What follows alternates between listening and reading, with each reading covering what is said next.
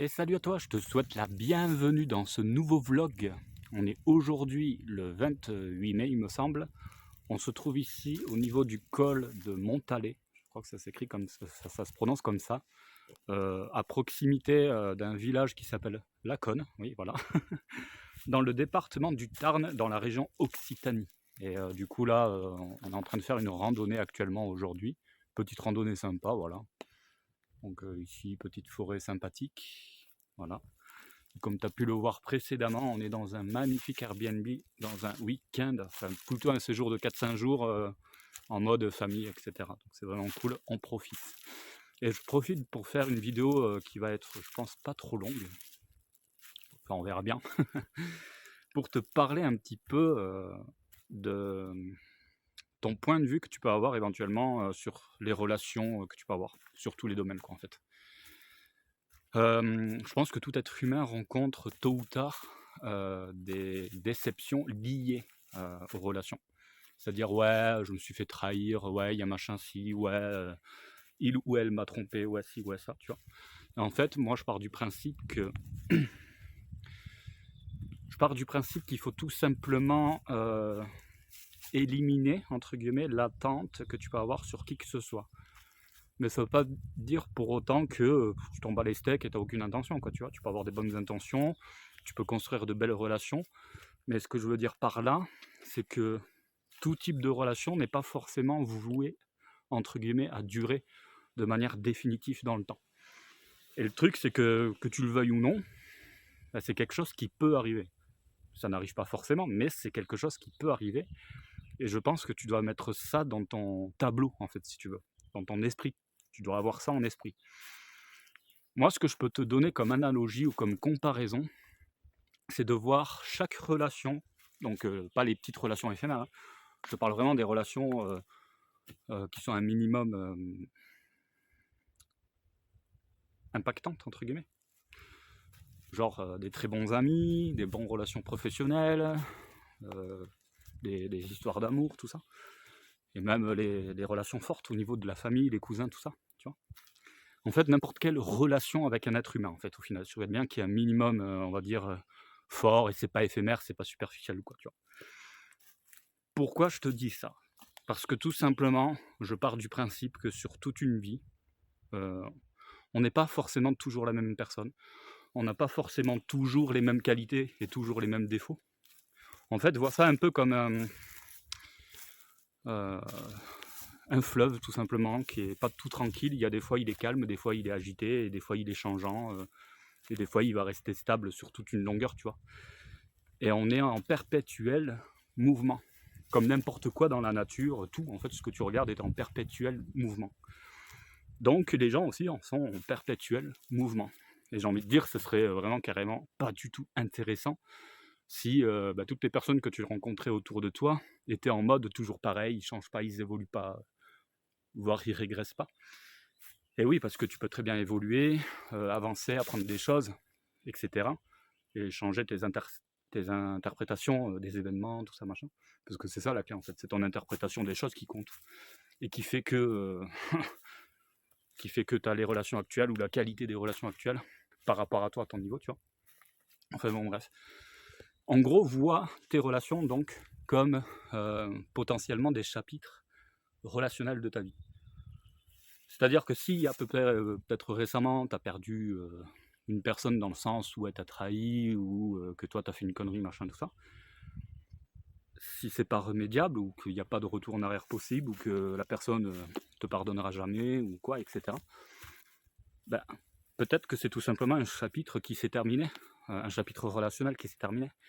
Et en fait, le truc, c'est que en fonction de l'âge que tu as, si par exemple tu as mon âge, 34, bah dis-toi que tu as énormément d'années devant toi pour justement rencontrer d'autres êtres humains et éventuellement avoir de nouveaux chapitres qui peuvent être super excitants, passionnants, etc.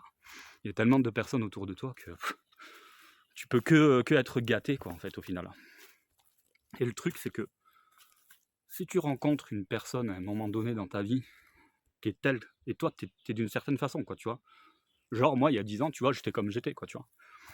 Et du coup, tu prends moi maintenant et moi, il y a 10 ans en arrière, suis pas tout à fait pareil en fait. Si on regarde bien, il y a des choses qui ont bougé, des choses qui ont évolué ou régressé. Mais bon, chacun fait sa trajectoire et il n'y a aucun souci avec ça.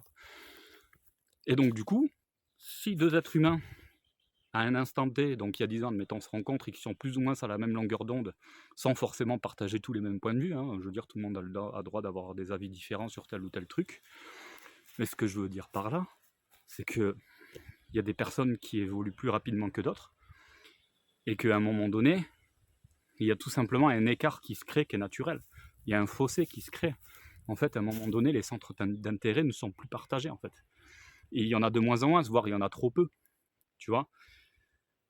Moi, de mon côté, depuis un certain nombre d'années, je me suis intéressé à prendre en charge mon avenir professionnel, construire ma liberté financière, tout ça. Mais c'est vrai que c'est une valeur qui est importante pour moi. J'ai mes raisons personnelles. Mais admettons, j'ai connu des personnes il y a 10-15 ans en arrière. Ces personnes-là n'ont pas forcément évolué dans ce sens.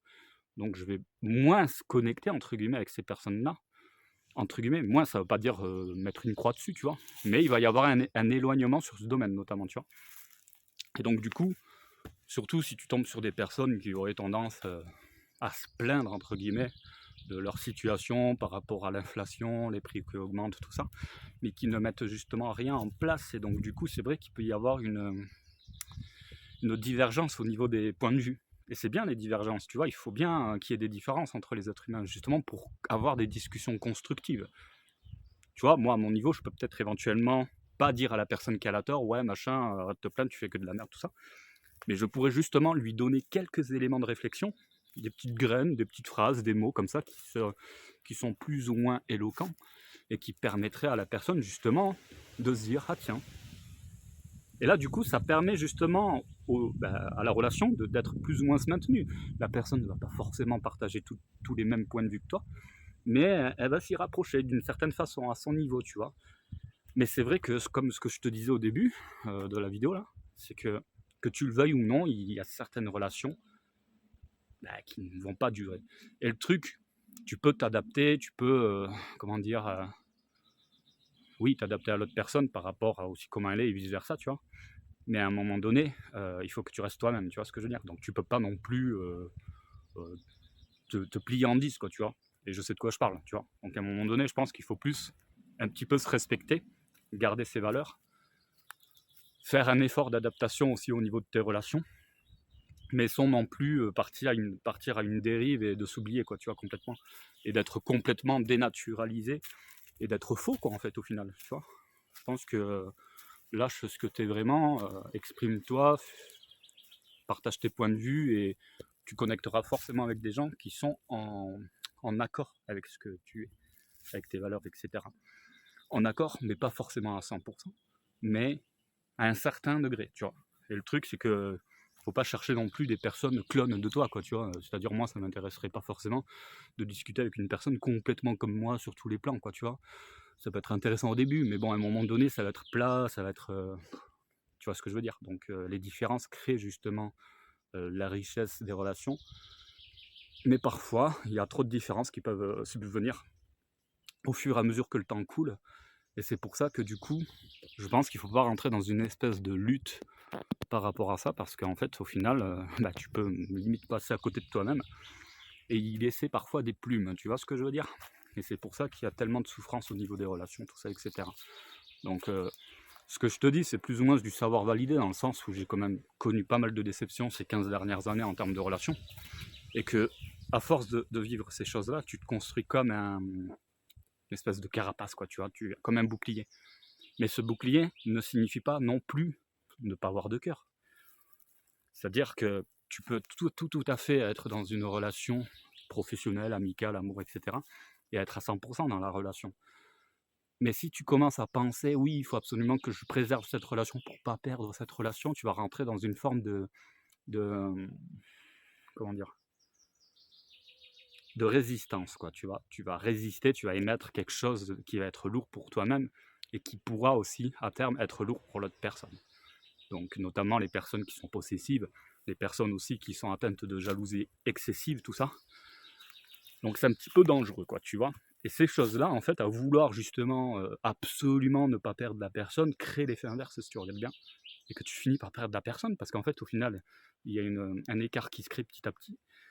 Et je pense que chaque être humain est libre, et que si tu commences à attacher d'une certaine façon l'être humain avec une corde mentale à toi, à un moment donné, c'est pesant, quoi. Donc, je pense qu'il faut que tu vives les relations à fond sur l'instant présent, sans forcément te dire oui, machin, j'espère que ça va durer toute la vie, machin, nanana, tout ça. Parce que parfois, c'est pas du tout de ton contrôle. Toi, le contrôle que tu vas avoir, c'est juste t'adapter comme tu peux, sans perdre, sans te perdre toi, quoi, tu vois. C'est ça qui est important. Et donc, une fois que tu vois les choses comme ça, tu vas avoir un certain détachement, en fait, tu vois. En fait, ta vie, c'est comme un livre, en fait, au niveau des relations. Si tu prends tes chapitres d'il y a 15 ans, tu avais des relations à l'époque. Tu avais des relations quand tu étais à l'école, au lycée, tout ça.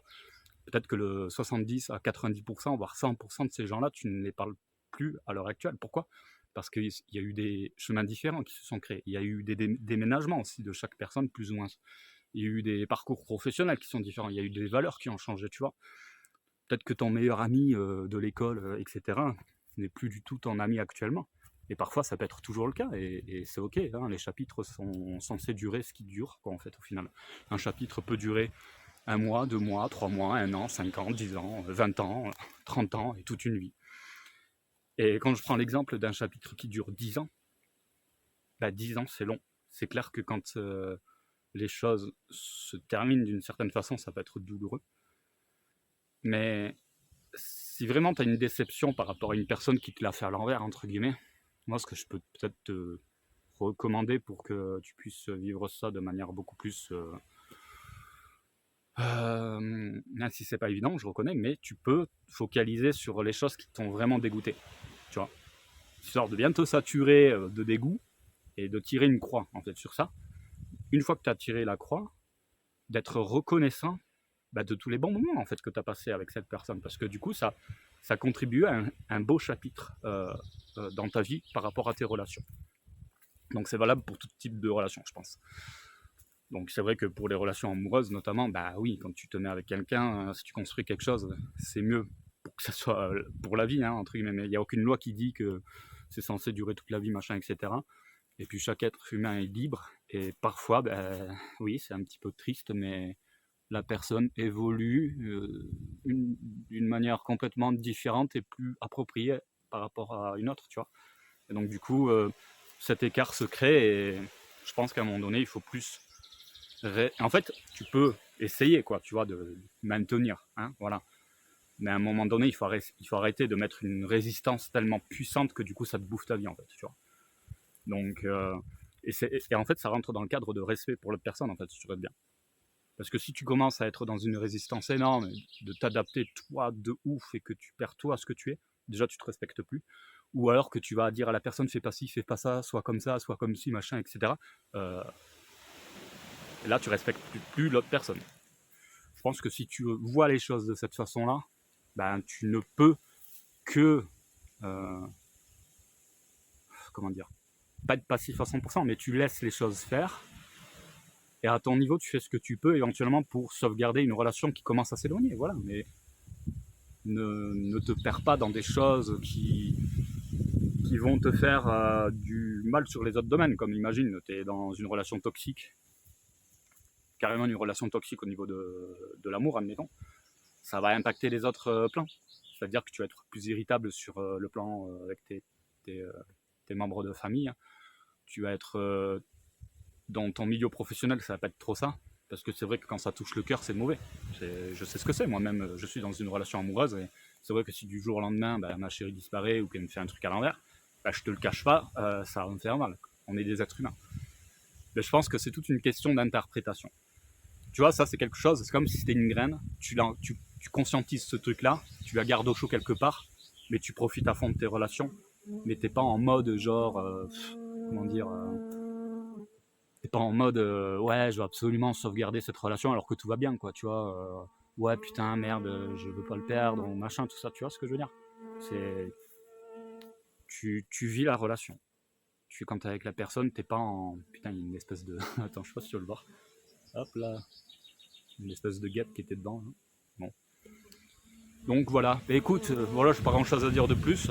Je ferai peut-être une vidéo un peu plus détaillée par rapport à ça, parce que c'est vrai que c'est quand même un sujet qui pour moi est assez pilier dans ta vie totale en fait. Putain, la guêpe elle s'est posée sur le téléphone, tu peux pas la voir, mais bon, à moins qu'elle passe par-dessus la caméra. Donc voilà, en gros, décharge-toi de ce poids, entre guillemets, au niveau des relations qui perdent en compatibilité avec toi. Il faut pas que tu te dises ouais mais c'était comme ça il y a 5 ans et là c'est plus comme ça. Rappelle-toi que tout bouge dans la vie. Tu regardes sur une échelle en milliers d'années, tu verras que la surface du globe il est en constant mouvement. Tu regardes le ciel, des nuages ils sont en constant mouvement. Tu regardes les plantes, les arbres, tout ce qui pousse autour de toi, c'est pas toujours figé pareil chaque année. En fait ça bouge constamment. Tu regardes les papillons, les chenilles, les machins, tout ce que tu veux, en fait c'est constamment en mouvement. Tu prends quelqu'un à 5 ans, tu prends quelqu'un à 45 ans, c'est pas du tout le même visuel sur la personne telle qu'elle est. Il y a des gens qui deviennent plus poilus plus tard, il y a des gens qui ont les cheveux blancs plus tard. Enfin, tu vois ce que je veux dire, on est en perpétuel mouvement, que tu le veuilles ou non. Et au niveau des relations, c'est pareil. Au niveau de toi, de comment tu interprètes les choses, au niveau de ton évolution, de développement personnel, spirituel et tout, tralala, tu es en constant mouvement. Il y a des personnes qui ont une tendance à stagner, mais même si les personnes stagnent, elles ont un léger mouvement, que tu le veuilles ou non. Et c'est vrai que si une personne elle est en stagnation et qu'une autre personne elle est en constante évolution, ou alors pire, une personne qui régresse et une personne qui évolue, il n'y a même pas de question à se poser, il y a un fossé qui se crée, et c'est comme ça, c'est la vie, c'est naturel, et il ne faut pas être en résistance absurde, quoi. Voilà. Allez, je te laisse sur ces images de fin de forêt, parce que du coup on arrive au niveau du haut. Voilà, je vais te montrer les belles images. Hop, on va mettre les pare-brises solaires, puisqu'il y a du soleil qui se présente ici. Voilà. Il va y avoir du vent, je te préviens.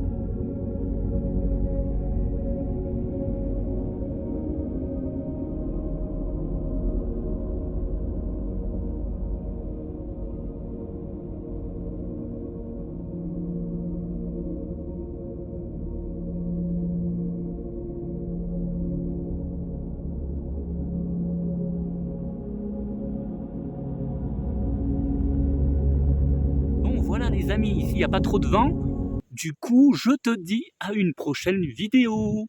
Ciao ciao.